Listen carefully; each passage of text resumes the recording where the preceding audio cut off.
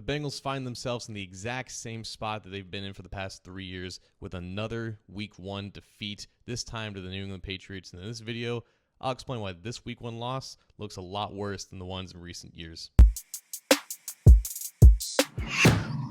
Hi again, Bengals fans. This is A to Z Sports Cincinnati. I'm John Sheeran, and yes, the Bengals start 0-1 for the third consecutive season with Joe Burrow and Zach Taylor. A 16-10 defeat to the New England Patriots with a journeyman quarterback in Jacoby Brissett, a brand new head coach in Gerard Mayo, and an offensive line that looked a lot similar to the offensive lines that the Bengals have put out there in recent years. And despite all of that, the Patriots came into Paycor Stadium and ran all over the Cincinnati Bengals in front of an orange-filled crowd in attendance. 170 yards the Patriots ran on the Bengals. Now, granted, a lot of that was Jacoby Brissett breaking from the pocket, but 120 yards from Ramondre Stevenson on 25 carries, 12 missed tackles that he forced against the Bengals defense. And to me, this is the first of two major concerns that Bengals fans have to be wary of, because all last year, missed tackles were the Achilles heel of this defense. Never mind the fact that DJ Reader is no longer there to hold down the front at nose tackle. Even if Reader was out there,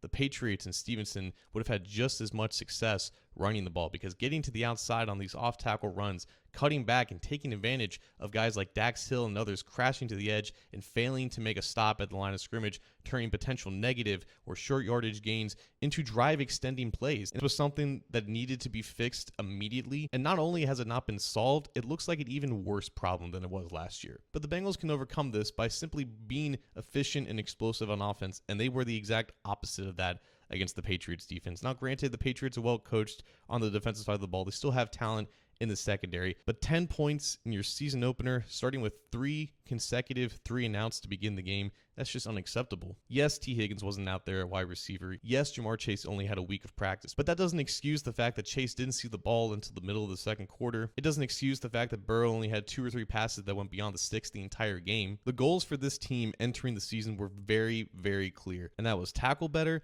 and start better on offense, and neither one of those goals look even remotely close to being achieved. The pressure could not be higher for the Bengals to figure this out before it's too late.